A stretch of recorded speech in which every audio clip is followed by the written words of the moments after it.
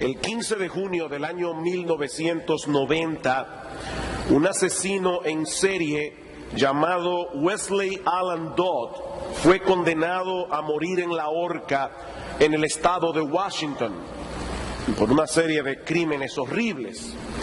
Fue ejecutado poco después de la medianoche del 4 de enero de 1993 ante la presencia de 12 miembros de la prensa local y regional, oficiales de la prisión y representantes de las familias de las víctimas. 30 minutos después de su muerte, uno de los testigos presenciales de la ejecución compartió con el público las últimas palabras del asesino. Dice este hombre: alguien me preguntó una vez si había alguna manera en que un criminal sexual pudiera ser detenido. Yo respondí que no, pero estaba equivocado. Estaba equivocado cuando dije que no había esperanza ni paz para una persona así, porque yo encontré las dos en Jesucristo. Cuando esas palabras fueron leídas públicamente, muchos reaccionaron con ira y con desprecio. ¿Cómo un hombre tan depravado pretendía haber encontrado esperanza y paz en el Señor Jesucristo? ¿De verdad pensaba este asesino que Dios habría de permitirle la entrada al cielo después de todo el daño que él hizo? Bueno, la respuesta de la Biblia a esta pregunta es tan clara como la luz del mediodía y se resume en una sola palabra: gracia. Gracia. La bendita, incomprensible, infinita gracia de Dios. Si este criminal se arrepintió de sus pecados antes de morir y confió plenamente en Cristo para la salvación de su alma, este hombre compartirá la gloria con su Señor y Salvador y con miles de miles que al igual que él vinieron humillados a Jesucristo en arrepentimiento y fe. Si tú no eres capaz de aceptar esto, entonces tú no tienes una buena comprensión de lo que significa la palabra gracia. Y lo que es todavía peor, tú no te conoces a ti mismo. Tú no te conoces a ti mismo. Aunque no todos los hombres y mujeres dan rienda suelta a su pecado, ni llegan a hacer en la práctica todo lo malo que un ser humano pudiera llegar a hacer, lo cierto es, mis amados hermanos, que desde la perspectiva de la infinita santidad y justicia de Dios, todos somos igualmente pecadores, todos somos merecedores de su justa condenación, independientemente de que no todos hayan cometido la misma cantidad o el mismo tipo de pecado. Si Dios decidiera tratar con nosotros sobre la base de su justicia infinita y nos diera lo que todos nosotros merecemos por méritos propios, todos terminaríamos en el infierno. Ese es el trasfondo de la doctrina bíblica de la gracia. Mis hermanos, la doctrina de la gracia no solamente nos dice algo acerca de Dios, la gracia nos dice algo acerca de nosotros mismos. Somos pecadores culpables que no merecemos otra cosa que condenación. Pero en virtud de la obra redentora de Cristo, ahora podemos disfrutar gratuitamente de todos los beneficios que Dios otorga por gracia. Así que la gracia puede ser definida como todos los favores gratuitos que recibimos de la mano de Dios, a pesar de que merecemos su ira por causa de nuestros pecados, y eso en virtud de la persona y la obra de nuestro Señor Jesucristo, a quien nosotros estamos unidos por la fe. Eso es gracia. Mis hermanos, Dios no tuvo que rebajar sus estándares de santidad y de justicia justicia para poder pasar por alto nuestros pecados, para poder derramar sobre nosotros sus bendiciones. No, lo que Dios hizo fue enviar a alguien calificado, el Hijo de Dios, hecho hombre, quien pagó por completo nuestra deuda con la justicia divina, porque Él murió en nuestro lugar en la cruz del Calvario. Y no solo murió en nuestro lugar, los evangélicos enfatizamos mucho la muerte de Cristo en nuestro lugar. Hermanos, Cristo no solo murió en nuestro lugar, Cristo vivió en nuestro lugar. Él vivió la vida que tú y yo no podemos vivir. Y por medio de la fe, la justicia perfecta de Cristo es puesta en nuestra cuenta. Dios nos ve a nosotros como si nosotros hubiéramos hecho lo que Él hizo. Así que, hermanos, yo espero chocarlos con esto que voy a decir ahora, pero la realidad es que la salvación es por obras. Yo sé que ustedes han oído otra cosa toda la vida, y lo que oyeron también es verdad, porque la salvación es por obra, pero no por nuestra obra, sino por la obra de Cristo. Es por la obra de Él, no por la nuestra. Es por sus méritos que nosotros somos salvos, no por los nuestros, porque nosotros no tenemos ninguno. Por eso es que en Romanos capítulo 3, versículo 27, Pablo se pregunta, ¿dónde pues está la jactancia? Alguien llegará al cielo diciéndole, bueno, Señor, aquí estoy, dame lo que yo me gané, tú viste cómo yo viví. Yo iba a la iglesia todos los domingos, leía la Biblia todos los días, ofrendaba fielmente. ¿Dónde pues está la jactancia? Pablo dice que queda excluida. ¿Por cuál ley? Por la de las obras no, sino por la ley de la fe. Concluimos pues que el hombre es justificado por fe sin las obras de la ley. Es decir, sin que tú hagas absolutamente nada, sin las obras de la ley. Y el famoso texto de Efesios capítulo 2, versículo 8, por gracia sois salvos por medio de la fe, y esto no de vosotros, porque es un don de Dios, es un regalo de Dios, no por obras para que nadie se gloríe. Y Pablo le dice a Timoteo, Timoteo, no te avergüences de dar testimonio de nuestro Señor, ni de mí, preso suyo, sino participa en las aflicciones del Evangelio según el poder de Dios. Y ahora escuchen, quien nos salvó y llamó con llamamiento santo, no conforme a nuestras obras, sino según el propósito suyo y la gracia que nos fue dada en Cristo Jesús antes de los tiempos de los siglos. El mensaje esencial de todos estos textos es el mismo, es por gracia, no es por obras.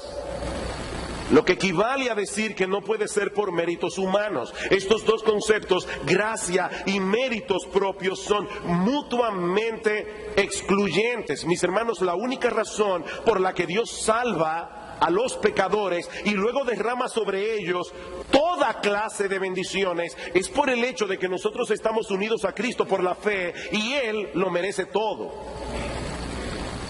Lamentablemente muchos de nosotros a veces vivimos como si negáramos este hecho.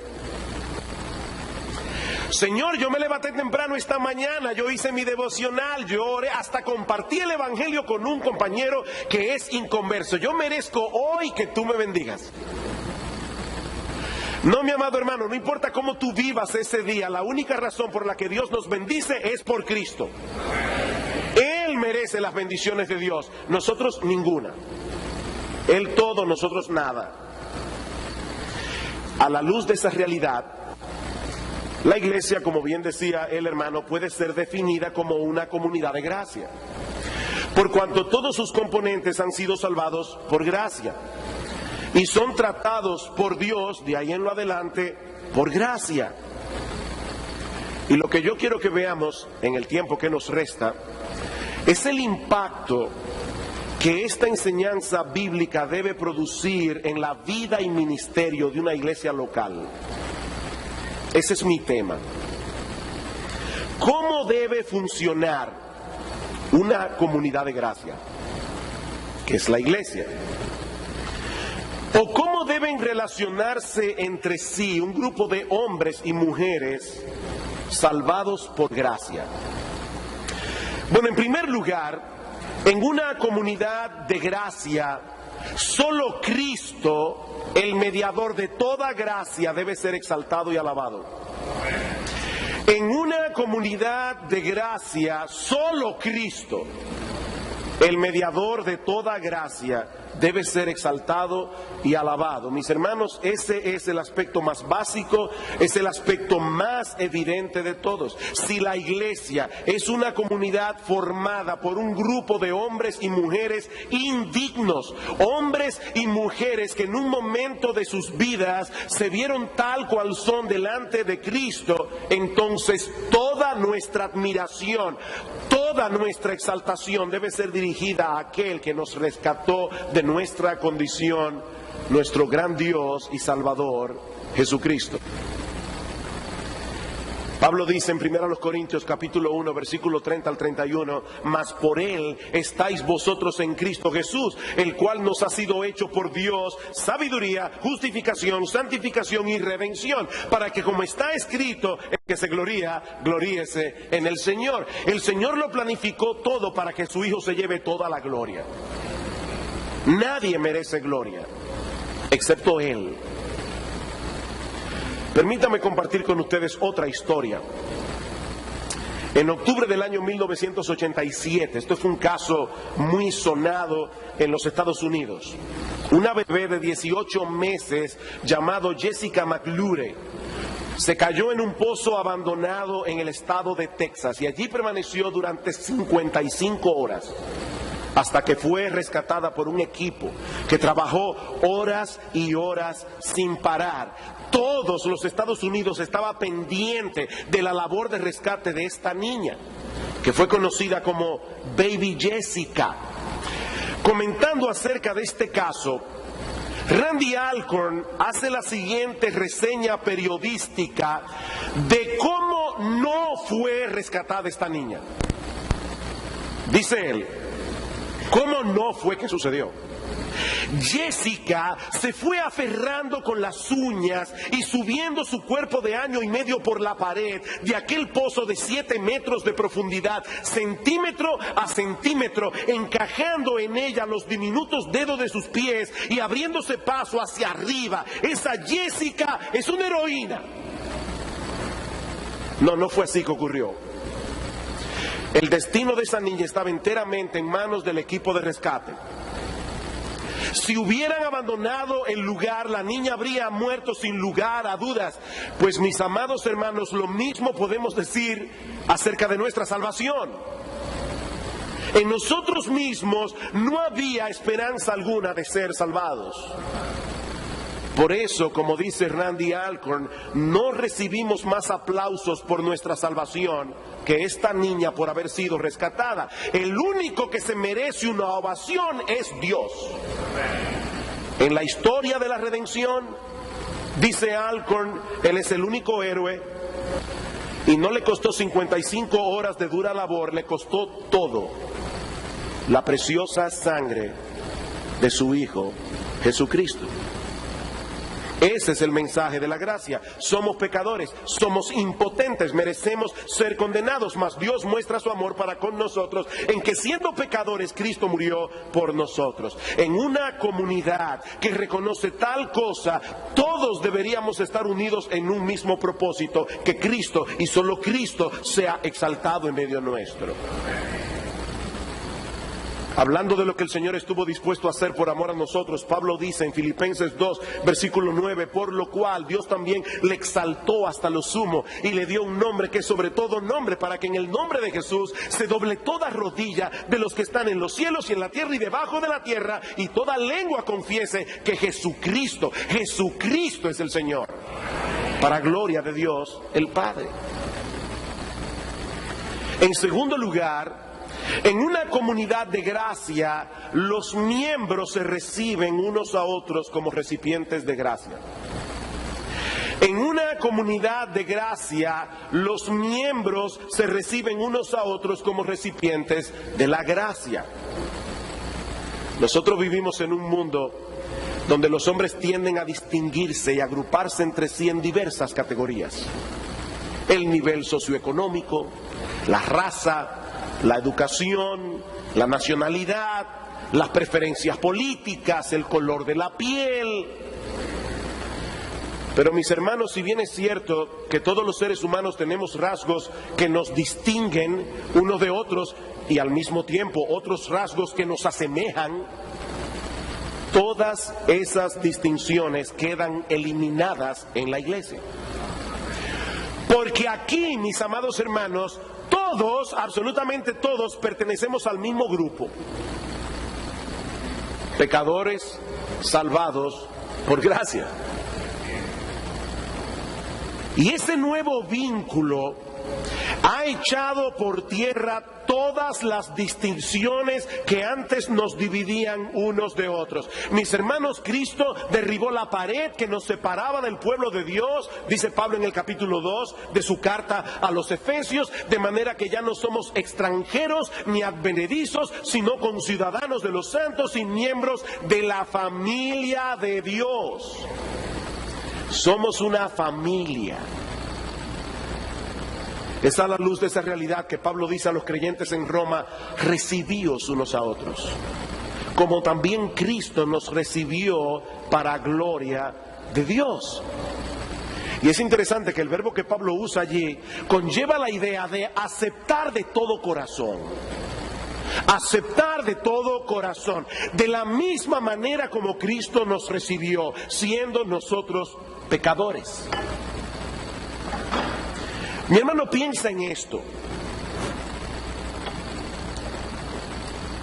¿Había alguna cosa en ti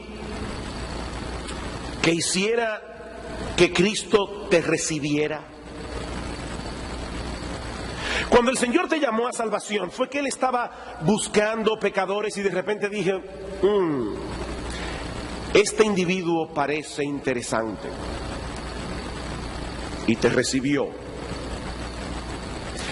No, Dios estaba buscando a los más necios, dice en 1 Corintios, te encontró a ti y a mí, a lo más necio, a lo más débil. No había absolutamente nada en nosotros que moviera a Cristo a salvarnos. Ahora yo te pregunto, si esto es así, ¿qué te mueve a poner distancia en la iglesia entre tú y otras personas que han sido aceptadas por Él? Mis hermanos, nosotros tenemos muchos prejuicios. Y nosotros debemos a pedir al Señor en oración que elimine de nuestros corazones cualquier prejuicio racial, económico, educacional o de cualquier otro tipo que nos separe de nuestros hermanos. Nosotros somos una comunidad de gracia, no un club social. Nosotros no somos un club social. Los clubes se inician normalmente con un grupo de personas afines que decide agruparse. Pero la iglesia es otra cosa. Es Dios, no somos nosotros, quien decide con cuáles personas Él va a conformar su iglesia. ¿Y saben cuál es su plan? Que nosotros podamos mostrar al mundo el amor de Cristo en medio de un grupo completamente heterogéneo. Hace unos años se puso de moda un movimiento que se llamó Iglecrecimiento. Expertos comenzaron a estudiar por qué algunas iglesias crecen, por qué otras iglesias no crecen, y llegaron a la genial conclusión de que las iglesias que más crecimiento tenían eran aquellas que eran más homogéneas.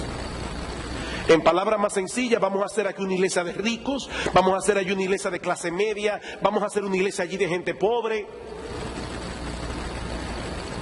Bien, yo no sé qué fue lo que ellos investigaron, pero yo estoy seguro que no fue la Biblia, porque la Biblia no enseña eso.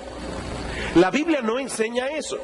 El plan de Dios a través de la iglesia es mostrarle a un mundo dividido el amor de los cristianos en medio de un grupo heterogéneo. Por eso alguien decía que para poder conformar una verdadera comunidad cristiana que sea de testimonio al mundo incrédulo, dice esta persona, debemos ser intencionales en nuestras relaciones.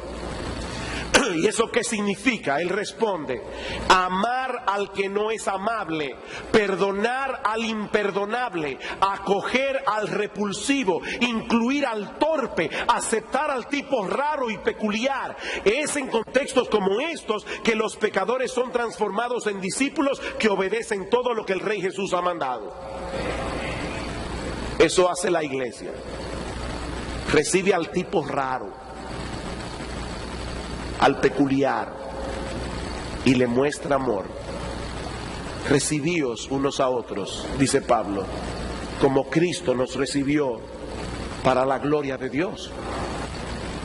En tercer lugar, en una comunidad de gracia, la verdad es enseñada y defendida con gracia. En una comunidad de gracia, la verdad es enseñada y defendida con gracia. Una de las exhortaciones más comunes que nosotros encontramos en el Nuevo Testamento dirigida a los cristianos es que debemos ser imitadores de Cristo. El que dice que permanece en Él, 1 de Juan 2:6, debe andar como Él anduvo.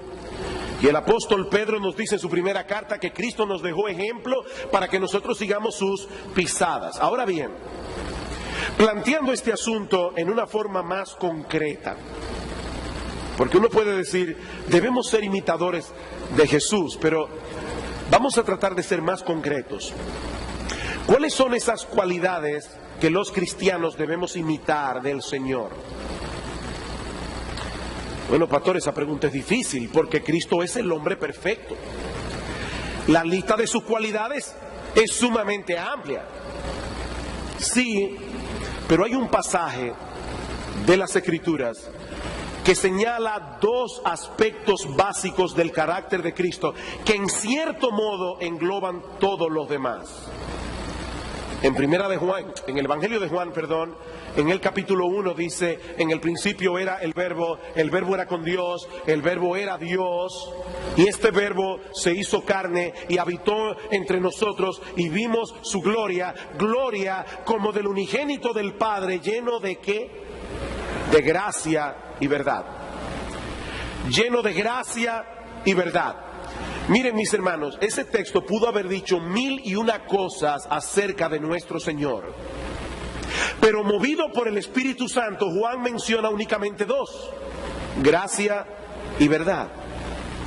En Cristo el mundo pudo ver la encarnación de la gracia y la verdad, y eso es exactamente lo que deben ver en la iglesia, porque nosotros somos el cuerpo de Cristo. Nosotros somos su cuerpo. Dice alguien, hay una tensión perfecta entre la gracia y la verdad, y es esta tensión la que hace la música del Evangelio. Hay una tensión. Algunas iglesias, al igual que algunos individuos creyentes, enfatizan la verdad en detrimento de la gracia. Hay otros que enfatizan la gracia, pero en detrimento de la verdad.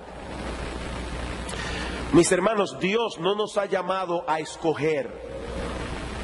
Nosotros no podemos escoger una o la otra. Eso sería como decidir en un avión en pleno vuelo, ¿de cuál de las dos alas me desprendo? ¿Del de la izquierda o la de la derecha?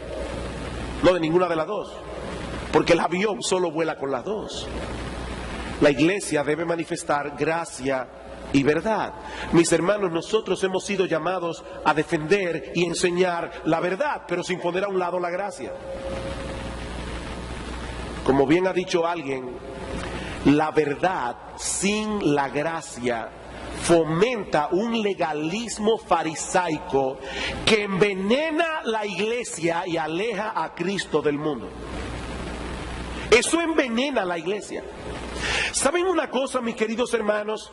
El legalismo es tan nauseabundo y tan repugnante en la presencia de Dios como la mundanalidad. De hecho, es interesante notar en los evangelios que Jesús atacó más duramente a los fariseos que a ningún otro grupo religioso. a pesar de que ellos representaban la crema innata de la ortodoxia en aquellos días. Sí, nosotros debemos ser hombres y mujeres de convicciones firmes. Y hermanos, el mundo necesita urgentemente personas así. Y la iglesia necesita eso. La verdad se ha vuelto una mercancía escasa, porque el mundo ha llegado a creer que la verdad se decide por el voto de la mayoría. Y no es así. Pero, el problema es que muchos canonizan sus propias opiniones personales como si fueran verdades absolutas. Y luego tratan de meter a todos en el mismo molde, golpeándolos con el mazo de la verdad. Eso era lo que hacían los fariseos. Y ay del que no haga caso. Porque ellos tratarán por todos los medios posibles de hacerse sentir y hacer valer sus opiniones. Por donde quiera que estas personas pasan, dejan una estela de inquietud y desconfianza. ¿Y saben cuál es la parte más compleja de este asunto? Que esas personas no se ven a sí mismas haciendo ningún mal, porque esa no es su intención. Hace unos años mi esposo y yo estábamos en España y una pareja amiga nos regaló un libro. El libro tenía un título increíblemente sugestivo. Se titulaba Dragones bien intencionados. Dragones bien intencionados. Y en la parte de atrás del libro decía: cada iglesia tiene su cuota de dragones bien intencionados. Son individuos que cuando abren la boca botan fuego con la mejor intención del mundo. Son dragones bien intencionados. Mis hermanos, eso es lo que ocurre cuando nosotros enfatizamos la verdad por encima de la gracia. Escuchen lo que Pablo dice en Efesios capítulo 4. Efesios capítulo 4. Y es interesante porque este pasaje se encuentra en el contexto de los falsos maestros. Pablo no jugaba con los falsos maestros. Sin embargo, Pablo dice aquí que Cristo, nuestro Señor, ha constituido apóstoles y profetas, evangelistas, pastores y maestros, a fin de perfeccionar a los santos para la obra del ministerio, para la edificación del cuerpo de Cristo, hasta que todos lleguemos a la unidad de la fe y del conocimiento del Hijo de Dios, a un varón perfecto, a la medida de la estatura de la plenitud de Cristo, para que ya no seamos niños fluctuantes, llevados por doquiera de todo viento de doctrina, que por estratagema de hombres que para engañar emplean con astucia las artimañas del error. Sino que, ¿cuál es el antídoto? Siguiendo la verdad en amor, crezcamos en todo, en aquel que es la cabeza, esto es Cristo. Mis hermanos, la verdad crece, se desarrolla y da frutos en un contexto de gracia y amor. Por eso una niña oraba a Dios y decía: Señor, haz que los malos se vuelvan buenos y que los buenos se vuelvan simpáticos.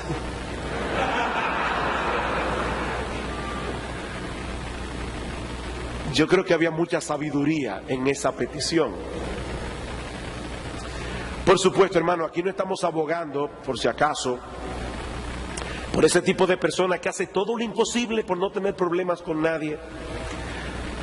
Escuché hace un tiempo atrás de un niño en la escuela dominical. El profesor preguntó: niños, ¿hay algo que Dios no pueda hacer? Y por supuesto la respuesta que él estaba esperando era: no hay nada que Dios no pueda hacer. Un niño levantó la mano y dijo: sí, profesor, complacer a todo el mundo.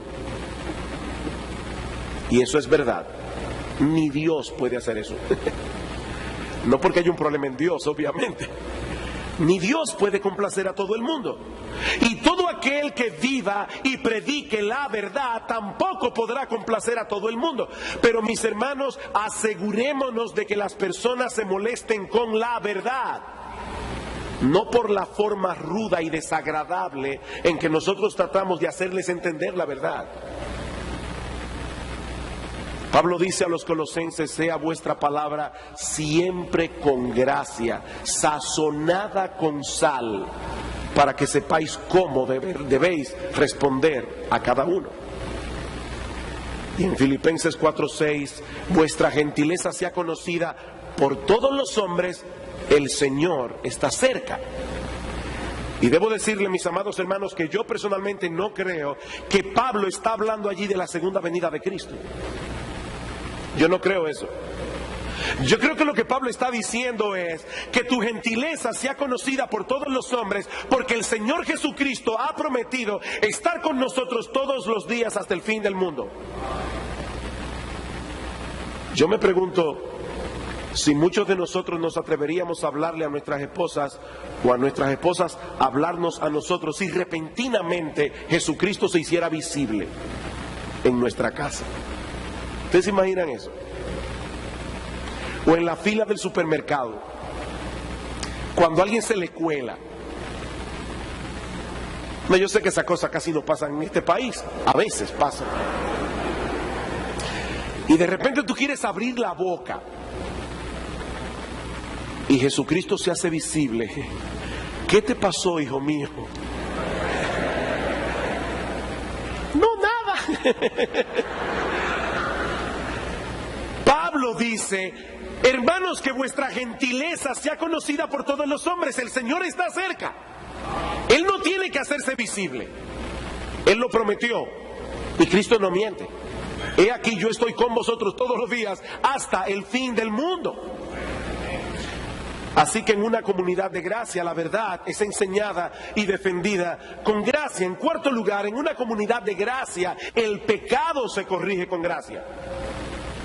En una comunidad de gracia el pecado se corrige con gracia. Ahora, noten que yo no he dicho que en una comunidad de gracia el pecado se pasa por alto.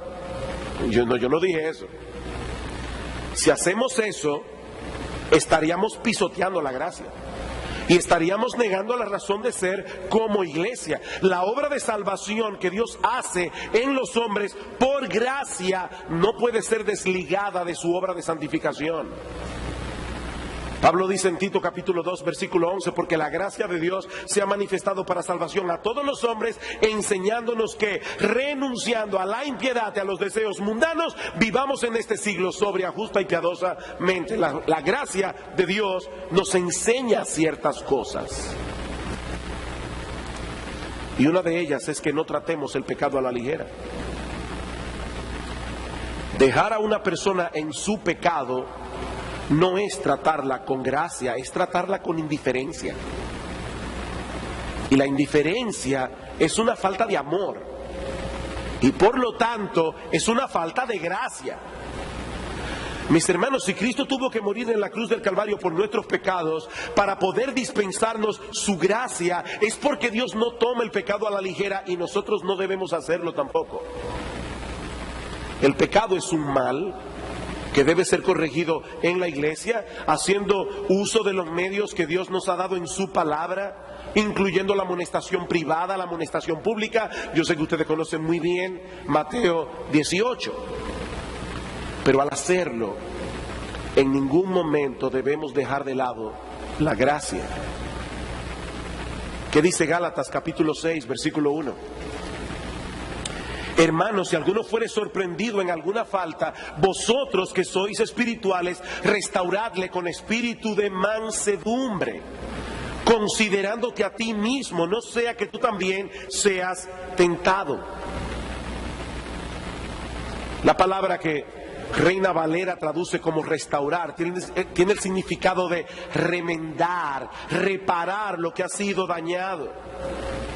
Algunos en la iglesia solo necesitarán una amonestación privada.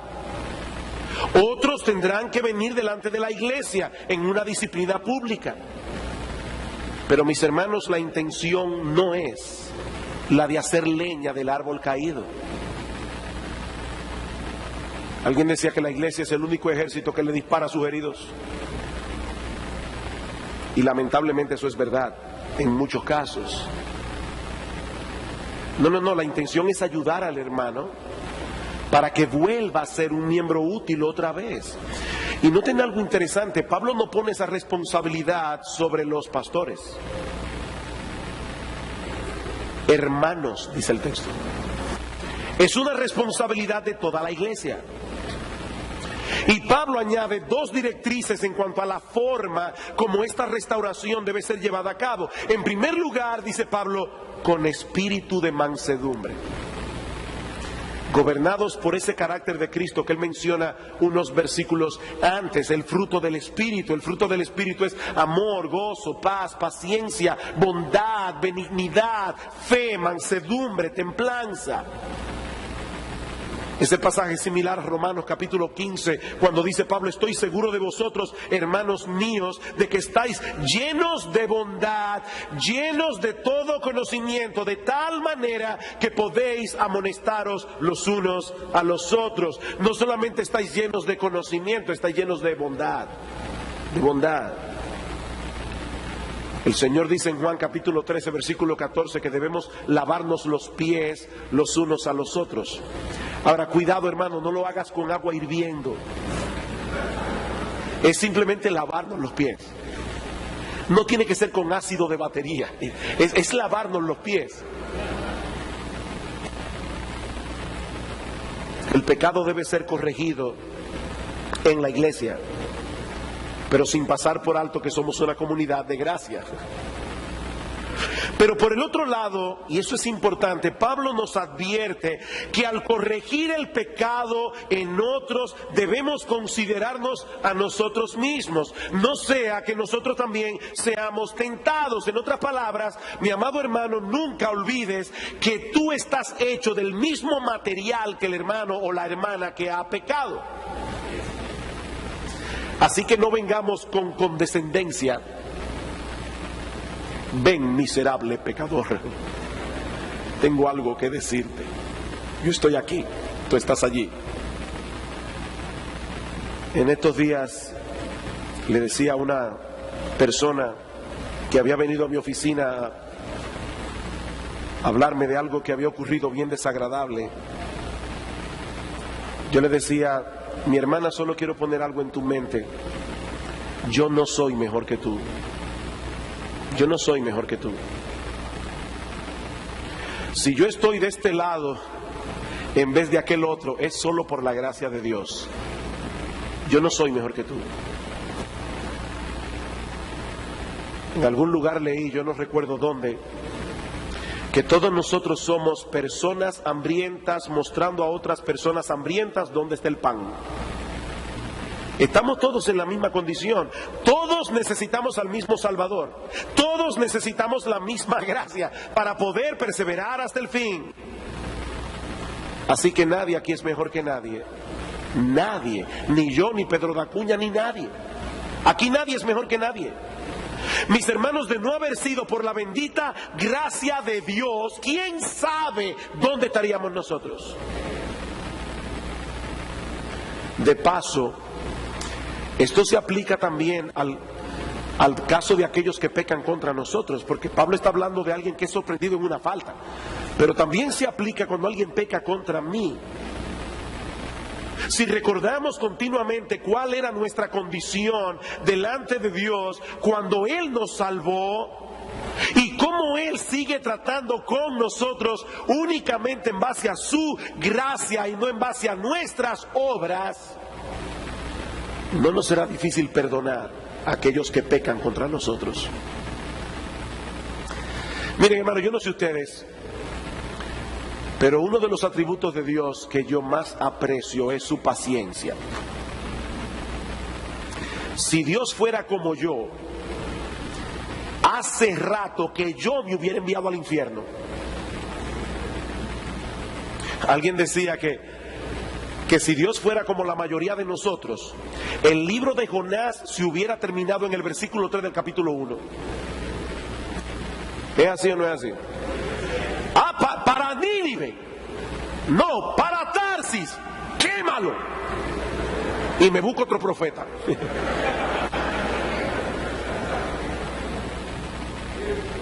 Pero Dios no es así. Porque el proyecto de Dios era Jonás. Óigame bien, hermanos, el proyecto de Dios era Jonás. Yo no sé si a ustedes les pasa lo mismo que a mí, pero yo recuerdo recién convertido, cuando yo leía el libro de Jonás, a mí me parecía tan extraño. Porque uno termina preguntándose, ven acá, ¿se arrepintió Jonás, sí o no? Pero déjenme decir lo que yo creo que sí. Y la razón por la que yo lo creo es porque el libro está en la Biblia. ¿Quién contó la historia de Jonás? Una historia en la que Jonás queda muy mal parado, hasta el final. Bueno, una de dos, o lo escribió el mismo Jonás, y eso es lo que yo pienso que pudo haber pasado, o lo escribió otra persona a quien Jonás le contó la historia, pero en un caso o en el otro, es evidente que Jonás contó esta historia quedando él muy mal. ¿Saben por qué ese libro queda inconcluso, en cierto modo? Para que tú mires tu historia y la mía. Porque nosotros muchas veces somos como Jonás. Jonás era el proyecto de Dios. Y Dios lo llevó a donde Él quería. Mis hermanos, en una comunidad de gracia, sus miembros piden perdón y otorgan perdón. Porque son gobernados por la gracia. Son gobernados por la gracia. Y finalmente, en una comunidad de gracia, los miembros se preocupan y se edifican unos a otros, dando de gracia lo que de gracia reciben. Y yo no puedo ampliar este punto por causa del tiempo, pero todo aquel que es depositario de la gracia de Dios no puede hacer otra cosa que dar de gracia lo que recibe de gracia. Una de las cosas más extrañas de la iglesia contemporánea, y eso viene muchos años pasando ya, es que a los pastores le llaman ministros. Y eso es un problema, hermanos, porque parecería que solo nosotros somos ministros. ¿Alguna vez tú has pensado que tú eres un ministro, si tú eres cristiano? Primera de Pedro, capítulo 4, versículo 10. Cada uno, según el don que ha recibido, ¿qué? Ministrelo a los otros como buenos administradores de la multiforme gracia de Dios. Dios ha repartido dones, Dios ha repartido talentos en la iglesia. ¿Para qué? Para que nos edifiquemos unos a otros. Yo creo que el Señor me ha llamado a predicar la palabra. Yo no me aguanto, créame, oírme predicar, pero la gente lo aguanta. Ahora, ustedes se imaginan que yo me pare en un espejo por la mañana con mi Biblia a usar el don para edificarme a mí mismo, a predicarme a mí. Claro, yo debo predicarme a mí el sermón que predico, pero la pregunta es, ¿para qué Dios da dones para edificar a la iglesia? Miren, yo no soy médico, pero yo estoy seguro que el apéndice debe servir para algo que no sea solo para dar apendicitis. Porque todo lo que Dios ha puesto en el cuerpo humano sirve para algo. Mi hermano, tú eres parte de un cuerpo, tú eres un miembro de un cuerpo. Dios te trajo a este lugar, Dios te trajo a esta iglesia local. ¿Para qué? Para que tú sirvas en esta iglesia local. Para que tú des de gracia lo que has recibido de gracia. Algunos tendrán ministerios más visibles, a otros les tocará ser el dedo gordo del pie derecho. ¿Saben lo que pasaría si nosotros no tuviéramos dedos gordos en el pie derecho e izquierdo? Nos iríamos de bruces. La estabilidad del cuerpo necesita esos miembros que no se ven. Ay, mis hermanos, en el cielo va a haber tantas sorpresas.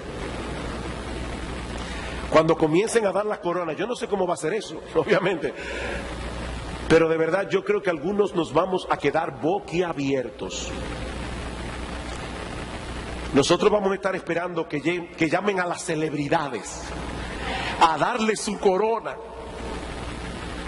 y de repente mencionan a una hermanita que yo ni sabía que era miembro de mi iglesia, pero resulta que esa mujer fue la que sostuvo el ministerio de ese pastor año tras año, orando fielmente por él. Y Dios no ve las cosas como nosotros la vemos. Y al pastor le van a dar una medallita de consolación. Mi hermano, Dios no ve las cosas como nosotros las vemos.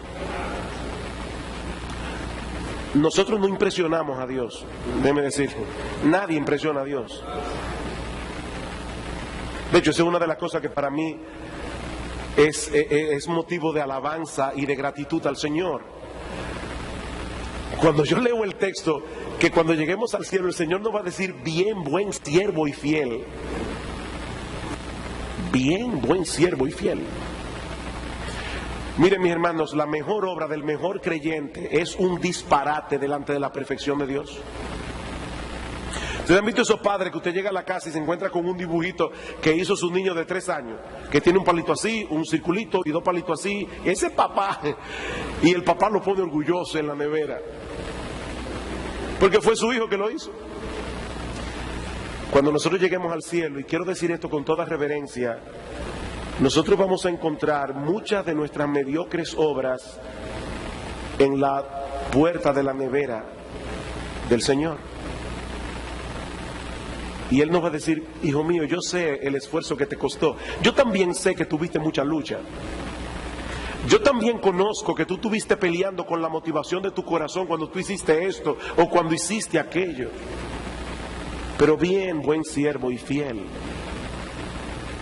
tú me serviste a mí a pesar de todo. Entra en el gozo de tu Señor. Él nos da dones, Él nos da gracia, Él nos da talentos para que podamos edificarnos unos a otros. Mi hermano, mantente alerta a las necesidades de tus hermanos, y yo te aseguro que oportunidades encontrarás para servir a Cristo mientras le sirves a sus discípulos. He ahí algunos de los aspectos que deben ser evidentes en una comunidad de gracia. En una comunidad de gracia, solo Cristo, el mediador de toda gracia, debe ser exaltado y alabado. Los miembros se reciben unos a otros como recipientes de la gracia. La verdad es enseñada y defendida con gracia. El pecado se corrige con gracia. Y los miembros se preocupan unos a otros, dando de gracia lo que reciben de gracia. Solo me resta pedir al Señor que continúe obrando en medio de esta iglesia local con el poder de su gracia, para que muchos pecadores encuentren aquí al Salvador que sus almas necesitan, al ver el Evangelio de Cristo no solo proclamado, sino también cada vez más claramente ejemplificado en esta comunidad de gracia. Y si hay alguno aquí sin Cristo, yo solo quiero invitarte a que recibas por la fe lo que Dios te ofrece en Cristo por gracia. Mi amigo, no pretendas ganar tu salvación a través de tus méritos propios. Eso es sencillamente imposible. Dios ha provisto gratuitamente, gratis, perdón y vida eterna para todo aquel que cree en la persona y la obra de nuestro Señor Jesucristo. No abandones este lugar con la ira de Dios morando sobre ti, cuando tú puedes ser reconciliado, recibiendo por gracia el beneficio de esa bendita redención, únicamente por medio de la fe. Únicamente por medio de la fe. Que Dios bendiga su palabra en esta noche. Vamos a orar. Padre, nosotros queremos darte gracias por darnos el privilegio de predicar tu palabra. Señor, como pedíamos al principio, nosotros no podemos a aplicar esa palabra con poder en los corazones. Eso solo puede hacerlo tu Espíritu. Señor, te suplicamos que tú bendigas esta iglesia, que tú bendigas sus líderes, sus miembros. Señor, que esta iglesia siga siendo un faro de luz hasta la gloriosa venida de nuestro gran Dios y Salvador Jesucristo, porque en su nombre te lo pedimos. Amén. Amén.